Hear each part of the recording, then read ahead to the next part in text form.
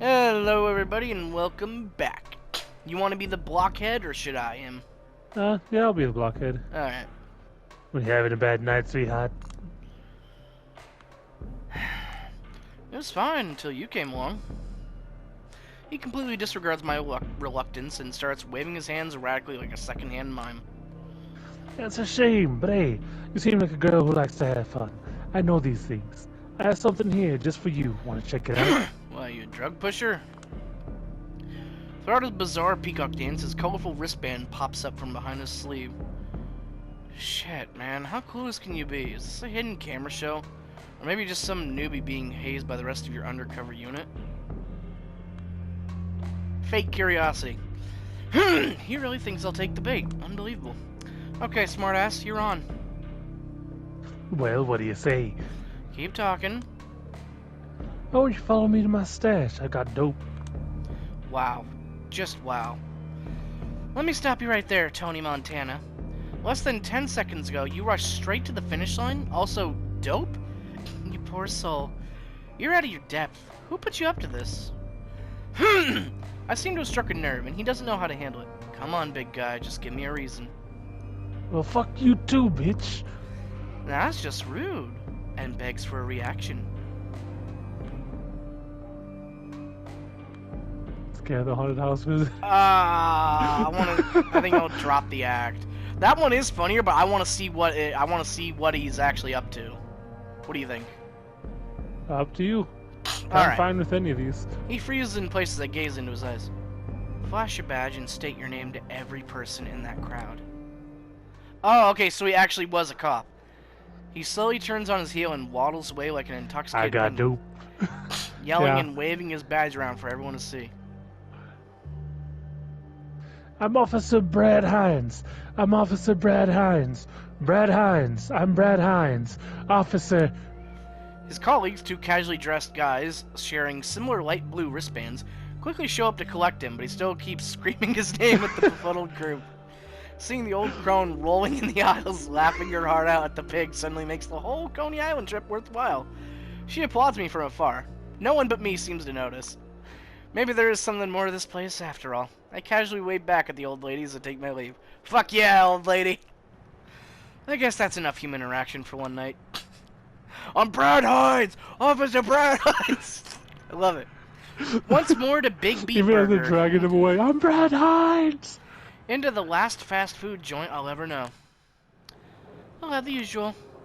The first time I used this line, I wasn't sure it would work, but I've gained enough notoriety among the staff that it does. You know what's funny? I did have somebody do that to me. It was like, I'll have the usual. What's your usual? Oh, you don't know? No, I don't know you. So then, like, okay, get this. And I was like, sorry, man. The cashier just smiles, nods, and charges me for one black coffee.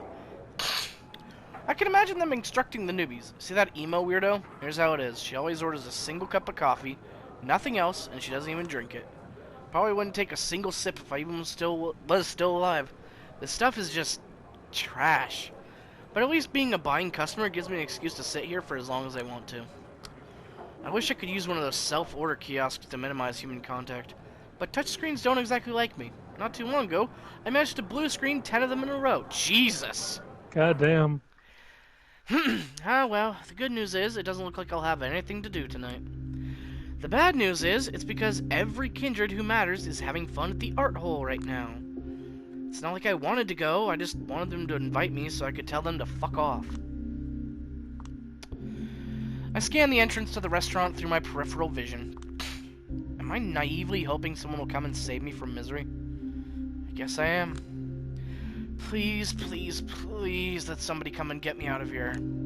A prince, a princess, a knight in shining armor, a fairy godmother, a passing huntsman, Big Bad Wolf, Mila Jovovich, Vin Diesel, Azalea Banks. Hell, I'll take anyone at this point. Visualizing, tapping into the power of my subconscious, materializing my dreams. Ben Hines walks in. Nope, doesn't work. I'm Ben Hines! Looks like you're eternally stuck being a nobody in the corner of a shitty restaurant, sweet little Julia. Life's a bitch, and then you don't even die. I pretend to read a book about psychoanalysis I stole from Dakota for a while. Having found it too mentally taxing, I switched to pretending to read a Stephen King book, which I also stole from Dakota. After the terrifying realization that it was written in the last 15 years and therefore contains no amusing drugged-out rants about troubled childhood in Maine. Wait, it doesn't? Really? Huh. That was like his thing. Oh, that's kind of sad to know. That party must be so stuffy and trashy and boring.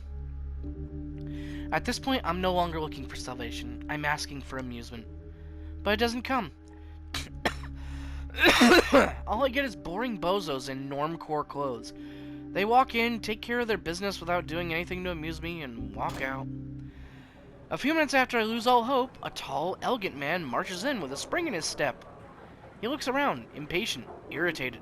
Then he notices the person he was looking for and reacts with visible relief. Is it Thomas? Is it Thomas Arturo? He gallantly approaches my table, looks at me and says, "Oh, no, fuck, never mind." Oh, it's Kadir. Hey, there you are. Now that's curious. He shouldn't be here. Very godmother. Big bad wolf. Vin Diesel.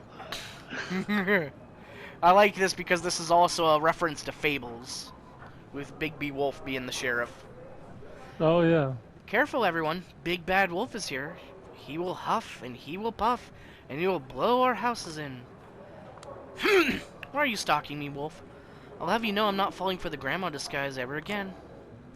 My dumb attempt at self-amusement doesn't faze him at all. He doesn't even roll his eyes, just stares at me blankly.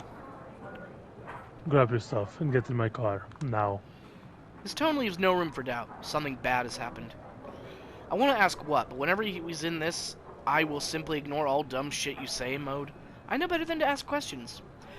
Instead, I silently follow him to the exit. He guides me to his car. I just hope I haven't messed anything up. Again, I don't think I have, but have I? Kadir's car, as usual. He gave me the back seat. He's always uneasy when the passenger seat is taken. Doesn't want anyone to limit his peripheral vision, he says. Normally, I'd catch him observing me in the rearview mirror, but this time he's watching the streets. More tense than usual. Something must have caught him off guard. I've got my seatbelt on and my popcorn ready. What's up? The awkward silence feels like it will last forever. Eventually, he finds the right words and speaks up. 6 weeks ago, the prince told me to parley with the anarchs at the docks, remember? Yeah, and you made me tag along so I could learn something about politics. As it turned out, politics meant something awfully similar to watching my drunken family shout at each other at a wedding party. There was this man who didn't need to shout to make my blood boil. The meanest one in the room, their leader. White hair, monocle, musty clothes. Wait, that's not the same guy. Oh, Yeah. That's right. It was Boss Callahan. Yes. The I was man who thinking took his wife privilege into his vampire form. Right. I was thinking the other dude. The what was it? The pimp dude. He was cool. What was his name? Razor or something? I think it was Torque. You're right. It was Torque. Yeah, Torque was cool. Boss Callahan. Who is Boss Callahan? Scrooge McDuck. Yeah, how could I forget? A lot of panache, old-timey bravado, and gendered insults flung my way. What was his name? Something British, made me think of Hollywood. Callahan? Baron Callahan, Douglas, Boss Callahan. Right, it's 2020, but the main opinions and ideas were stuck in 1920. Weren't the anarchs supposed to be progressive option? I never understood why they put up with him. He has his ways of predicting which way the wind will blow. Anytime Camarilla or the SL hit the anarchs, or SI, his second Inquisition, it was the factions opposed to him that were hurt. The luckiest bastard in the world. I thought you didn't believe in luck. I don't, but it sure looks like his luck has finally run out tonight. Huh. Wait, don't tell Hey, me. didn't he die? Yeah, Oh, no. I thought... No, he kept both of them alive. He killed Sophie. And then he was going to use us. I guess This he's is dead? towards the end of Yeah. the previous game. No, I think this is after because Sophie's already disappeared. So she's already been killed and disposed of. And then our main character disappeared. When she was talking to Benoit, she mentioned that, right? Yeah, but So this is Like, he was- afterwards. he was gone for like a few weeks before he got rescued by his friends, didn't he? Or she, depending on the choice. No. Or wait, maybe? Maybe. I'm I don't 99% sure the bastard met his final death. How do you know? We've got trustworthy sources in the Anarch inner circles. Looks like all hell's about to break loose. There's an emergency meeting at the art hole. Jesus, and you're bringing me with you? Why? Because you were on the way. Because I could. Because I should. You might not be important to members of the court, but you're still an asset to the sect. Symbolically, at least, I can justify sneaking you into the party, claiming it's for your own protection. An unexpected alliance between Mr. Big Bad Wolf and poor little Red Riding Hood. Wait a minute, though. The party is still happening? I called the prince. Told her the best course of action is stopping it and started listing security protocols I prepared for these sort of situations. She interrupted me halfway and told me we will discuss the subject face to face. Because Thomas is pulling both of their strings. The Queen, or Prince Panhard, and Boss Callahan's. Doesn't sound like she was interested. The party is that important, huh? Politics. Politics is that important. I don't know if he's trying to convince me or himself. And once again, politics sounds an awful lot like a bunch of party-loving assholes shouting at each other.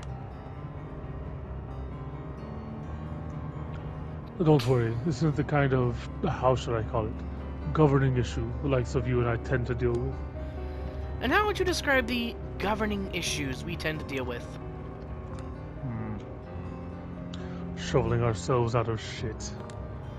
As usual, he seems a little embarrassed for cussing, or for being too honest. Either way, it's cute. No argument here. And that's where the conversation ends. We stay silent as the car rides off towards the unknown. Were you him or was I him? I don't remember. Either one. Do you want to be him or should I? I can do him, why not? Alright. Well, I'm not New York City Baron, the Baron of New York City, if you please. Once more, a memory of an old douchebag who thought he could rule the world crosses my mind. Well, it looks like the world has left him behind. Sayonara, My asshole. privilege. No. And here I am, at the only place I didn't expect to visit tonight, the art hole. Guessing by the sounds, the inside seems lively. Even if they know it's an emergency, they simply don't care. What are you standing around for? You still need an invitation? No idea. Do I? I think the bouncer will let you in. Haha, because I'm you're the the bouncer! There's a bouncer? Yes, he is standing right in front of you. Just start walking, whelp. God, you're awesome. And here I am, among partying elites. It's as stuffy and boring as I expected, but hey, at least it's exclusive. The title Panhard came up with for these yearly gatherings is called Celebrations of Power, an invitation to re-examine the relationship between our undead bodies and the space they inhabit. What? The week-long event is packaged as sort of a performance art piece, meant to make the kindred who are involved celebrate their potential instead of despairing at their monstrous nature.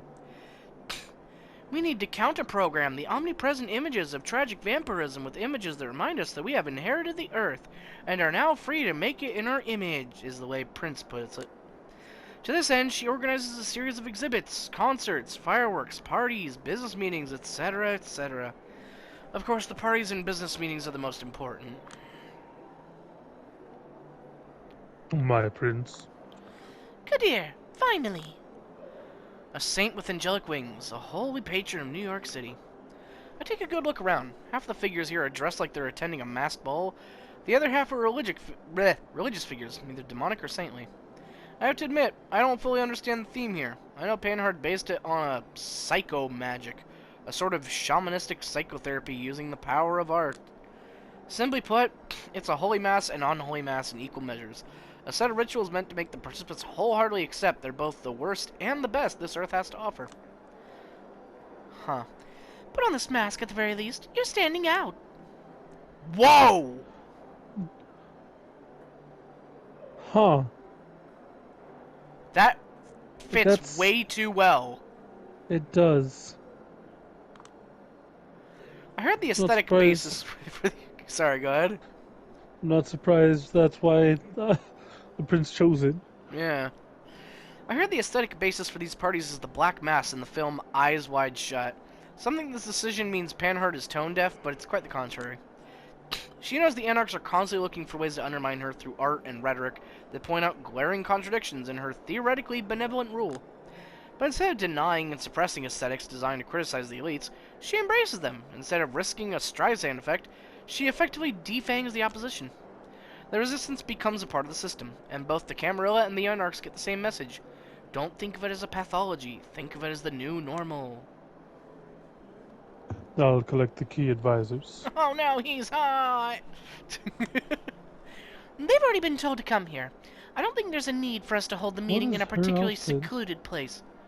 And the feathers. She's supposed to be like an angel. On the sleeves.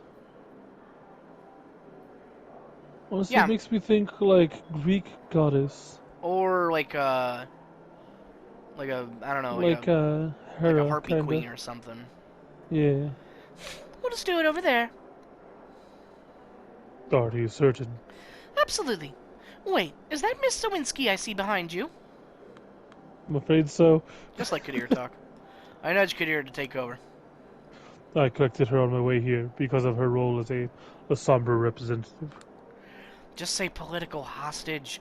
You people have made it perfectly clear what's going to happen with my parents back in Chicago if I go against you. I'll give them both prostate cancer. Vampire prostate cancer. I realized she might become a target and decided to hide her at the art hole. Putting all my eggs into one basket will make my job easier. I will look for a safe place for her to spend the night. Oh, God. Let us stay with you for now, Alice Mai. Time is of the essence. I didn't notice him sneak up on us. Nice getup. Yeah, nice fucking Phantom of the Opera getup, dude. Are you absolutely sure? But of course! Everything we say here is going to become an open secret in a matter of minutes. Prince Panhard has already come up with an appropriate messaging. Out of the corner of my eye, I spot an elderly vampire guiding a young, fashionable human girl towards the basement, like a lamb to the slaughter. Best not to think too deeply about what's going on underneath this place. And before everyone gets here, I'd like to secure the perimeter. Easy now, Alice Mai. All of the appropriate security protocols for you are already active. Me and the prince, or I should say, the prince and I, have already pulled some strings as well. The situation is mostly under control. God, you make him sound like such a douchebag. He is, though! He is. Mostly under control. Never let anyone sleep any easier. Alice Mai, I know that the prince's sword, as the prince's sword, you're aching for blood, but you have to accept that, like most weapons known to men, you're most effective hidden in the sheath. Right there. Listen here, now. Looks like a fascinating philosophical discussion in the making. But sadly, I'm forced to interrupt. Prince Panhard? All of a sudden, Samira appears between the two men, her calm and collected voice completely changing the atmosphere, as expected for a self-professed protector of the peace. Samira! I hope you're enjoying yourself? To be quite honest, I feel out of place. She nods and smiles at me, probably to signal she takes solace in not being the only person in the room who feels like a fish out of the water. Especially now, seeing as I heard this meeting is meant for those of greater stature than mine. Nonsense. We have a delicate matter to discuss. One that might require severe judgment down the road. I think you understand why I wished for a child of Hakim to be involved. Of course. What is with that expression on your face, Kadir? He quickly collects himself. Look who's joining us. The High Regent of the Chantry of the Five Boroughs, Lady Aisling Sturbridge, walks up to our group in an outfit I wonder what they gave her. In an outfit I would never imagine her in, pretending everything is par for the course. Goddamn. Prince Panhard, the Sheriff, the Harpy, the Banu Hakim, Primogen. Are we still waiting for someone? Ah, damn you. Well, that's all the time we have for today. Thank you for watching, and we'll see you later. Adios.